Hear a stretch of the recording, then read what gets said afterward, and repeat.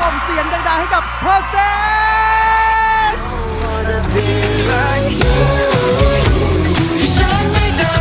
สวัสดีครับพวกเราเพอร์เซสครับเราอยู่กับเพอร์เซสต้อนรับด้วยกับเพอร์เซส5 หนุ่มวงเพอร์เซสค่ะนะคะกับหนุ่มๆวงเพอร์เซสดีมาก Performance, songwriting, dance moves, music video quality, high level, man. Oh.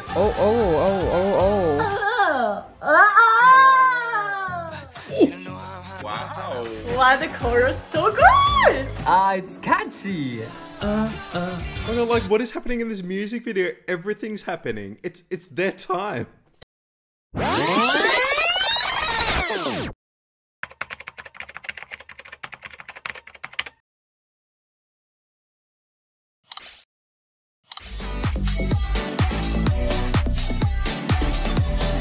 Good damn yo, make a tickle, shows make a tickle, close like a tickle yo. สวัสดีครับผมจัง Process ครับคือผมมีความฝันอยากเป็นศิลปินแล้วก็ทำงานด้านดนตรีตั้งแต่เด็กครับแต่ว่าไม่มีโอกาสได้เข้ามาทำด้านนี้สักที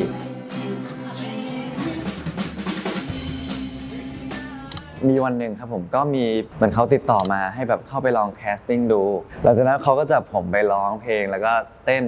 เหมือนพี่เขาบอกว่าเขาเห็น potential สามารถไปพัฒนาต่อได้อะไรอย่างนี้ช่วงนั้นเป็นช่วงที่ผมรู้สึกกดดันตัวเองสุดๆครับเพราะว่าเราเพิ่งเข้ามาใหม่แล้วน้องๆเก่งกว่าเราอีกเราก็เลยรู้สึกกดดันแล้วก็แบบเหมือนพุชตัวเองอยู่ตลอดเวลาLet's take a short break till we wait บนกอนเมฆวันนั้นไม่เล่นจะมาเสร็จจะมาเข็ดทำมันเดทเพราะนั้นเป็นช่วงที่ผมทำการบ้านบ่อยแบบหนักมากทั้งซ้อมร้องซ้อมเต้นอะไรเงี้ยครับเพราะว่าเขาบอกว่าภายใน3 เดือนเนี่ยเขาจะมีการทดสอบแล้วก็ประเมินผลแล้วก็คัดออกช่วงนั้นก็เป็นช่วงที่เหมือนหนีตายนิดนึง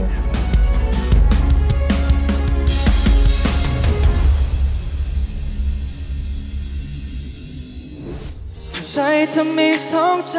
ก็คงแบ่งไปเท่ากันไอ้พี่เบียร์ on my neck พี่เบียร์จะdon't play Cartier for my ex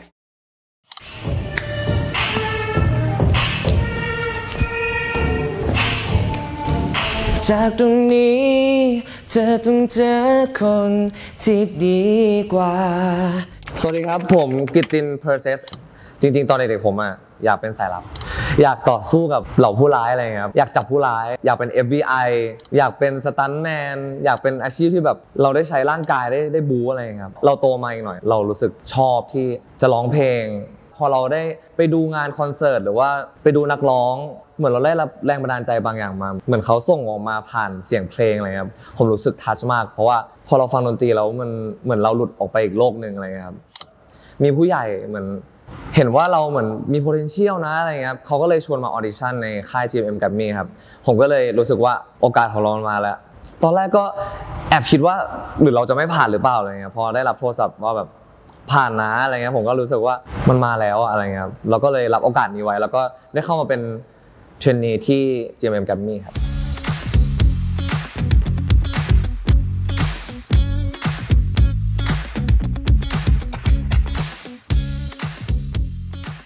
สำหรับผมเลยมันยากมากเพราะว่าปกติแล้วธรรมชาติของผมเป็นคนที่รักอิสระมากๆชอบที่จะอยู่กับเพื่อนสนิทอะไรครับแล้วพอเราได้เข้ามาเทรนที่แกรมมี่เนี่ยเหมือนมันก็ไม่ได้ใช้ช่วงเวลาปกติที่เราใช้อะไรครับเราต้องซ้อมเต้นซ้อมร้องเพลงเป็นชีวิตประจำวันใหม่อะไรเงี้ยมันทำให้ผมรู้สึกว่าแบบอึดอัดจังเลยอะไรครับได้แต่สงสัย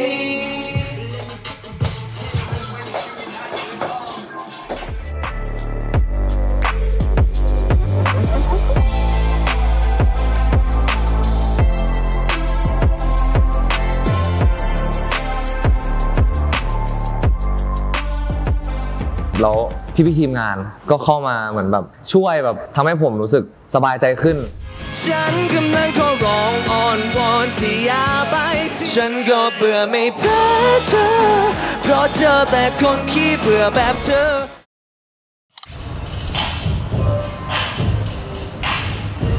สวัสดีครับใน Process ครับ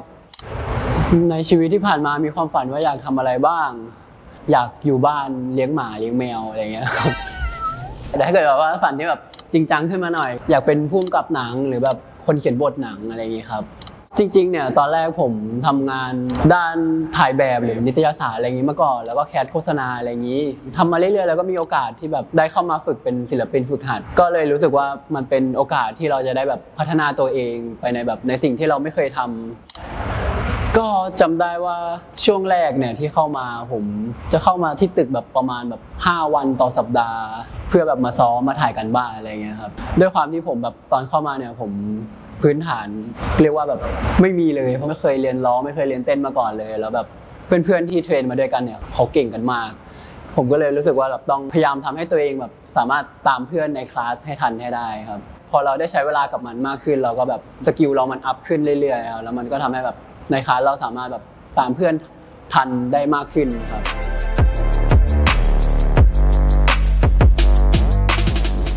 In the club and take a shot. If you got your mask on with the photo, you get the club popping out the phone, turn the TV.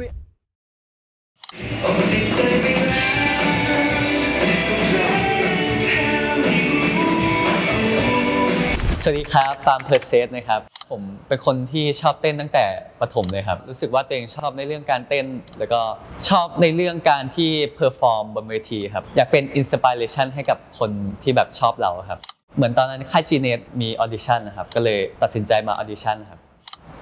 ช่วงเดือนแรกเป็นช่วงเดือนที่แบบรู้สึกกังวลนิดนึงครับเพราะว่าเป็นช่วงที่แบบผมเข้ามาพอดีแล้วมันเป็นช่วงเรียนออนไลน์ครับเพราะช่วงนั้นเป็นช่วงแบบโควิดด้วยครับแล้วก็มีช่วงสอบครับก็ยังแบบงงๆอยู่ครับแบบสอบออนไลน์อะไรอย่างนี้ครับตอนแรกรู้สึกกังวลนิดนึงครับเพราะว่าส่วนตัวผมเป็นคนที่แบบพูดน้อยอยู่แล้วครับแล้วก็อีก4 คนเหมือนเขารวมตัวกันอยู่แล้วครับช่วงแรกอาจจะเป็นช่วงที่แบบยังเก่งๆบ้างครับเพื่อนๆก็ชวนคุยแล้วก็เหมือนได้ทำความรู้จักกันมากขึ้นครับ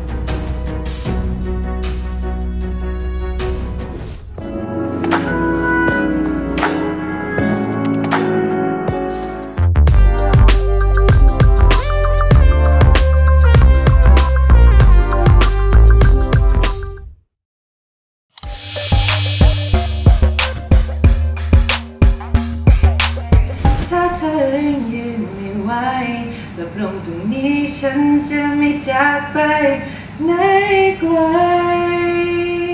สวัสดีครับผมปักกี้เพอร์เซสนะครับความฝันของผมในชีวิตก็คืออยากเป็นศิลปินครับอยากอยู่บนเวทีอยากร้องอยากเต้นนี่แหละครับผมเป็นคนที่ชอบร้องเพลงครับแล้วก็ชอบเต้นอยู่แล้วก็เลยรู้สึกว่าเราอยากทำอะไรที่มันสามารถทำสิ่งที่เราชอบไปได้ด้วยครับแล้วก็แบบนอกจากแบบเรามีความสุขแล้วเรายังทำให้แบบคนและอีกหลายๆคนมีความสุขไปกับเราด้วยได้ครับก็เลยอยากเป็นศิลปินครับก็เป็นเด็กมัธยมคนหนึ่งครับผมเรียนหนังสือแล้วก็ชอบเช่นแบบก็เต้นไปงานไหนมีร้องเพลงก็ร้องไปอย่างเงี้ยครับวนไปร้องเต้นวนไปเรื่อยๆครับตอนแรกเนี่ยก็มีพี่ๆทีมงานติดต่อมาครับผมก็เลยโอเคงั้นเดี๋ยวลองมาออดิชั่นดูแล้วพอรู้ว่าได้ที่แกรมมี่ก็ยิ่งดีใจเพราะว่าฟังเพลงแกรมมี่มาตลอดเนี่ยครับความรู้สึกตอนนั้นก็รู้สึกว่าแบบตื่นเต้นแล้วก็ตอนนั้นผมแบบค่อนข้างกดดันตัวเองแบบมากๆเลยครับเพราะว่ารู้สึกว่าแบบอยากทำให้แบบทุกผลงานหรือว่าทุกครั้งที่เราแบบให้ผู้ใหญ่ดูให้เขาประทับใจให้ได้มากที่สุดหรือว่าแบบทำให้มันดีมากที่สุดครับ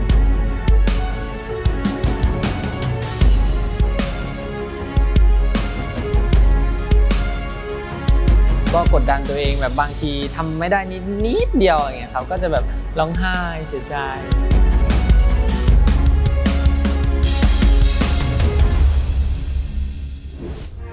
อยากให้เธอลองรักเหมือนครั้งแรกที่เธอได้พบรัก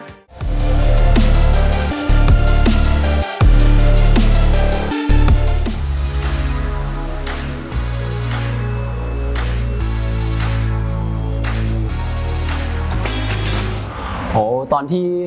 ถูกเลือกให้เป็น1ใน Process ตอนนั้นจำได้ว่าแบบมันตื่นเต้น5 คนที่มีความฝันเหมือนกันเราจะแบบเข้าใกล้ความฝันเข้าไปอีกก้าวนึงการที่เราฝึกกันมาก็เหมือนแบบพอเป็นรูปเป็นร่างมากขึ้นอะไรอย่างนี้ครับเหมือนจะดีใจนะมันดีใจไม่ออกมันแบบมันอั้นข้างในแบบโอเคหลังจากนั้นก็แบบเหมือนเราเอนจอยกับมันมากๆพยายามมาเต็มที่เราแฮปปี้มากเราไม่เสียดายเลยว่าที่ผ่านมามันจะหนักขนาดไหนความรู้สึกแรกที่ขึ้นมาเลยคือผมแบบกดดันมากมันจะเป็นยังไงเราแบบผู้ใหญ่จะคาดหวังไหมนะอะไรเงี้ยครับดีใจด้วยอะไรเงี้ยมันก็เหมือนแบบมันก็ตีกับตัวเองเพราะว่าดีใจด้วยกดดันด้วยอะไรครับแอบกังวลนิดนึงครับแต่เราก็คุยกันกับเพื่อนๆนะครับว่าเราแบบเชื่อมั่นในทุกๆคนนะครับแล้วคอยให้กำลังใจกันตลอดเวลาครับว่าแบบเราทำได้ครับในที่สุด ทำได้แล้วเพราะว่าที่เราฝึกมาเนี่ยก็เป็นระยะเวลาประมาณหนึ่งใช่ไหมครับก็พอเราทำได้มันก็รู้สึกว่าดีใจแล้วก็จะมีความรู้สึกกดดันที่ตามมาครับนอกจากเราแล้วเนี่ยก็ยังมีแบบคนที่อยู่เบื้องหลังอีกเยอะมากมายแล้วครับมันเป็นความรู้สึกที่เราไม่อยากทำให้เขาผิดหวังมากกว่าครับแบบอยากจะทำให้มันแบบดีที่สุดแล้วก็แบบอยากจะพัฒนาตัวเองให้ดีขึ้นเรื่อยๆครับ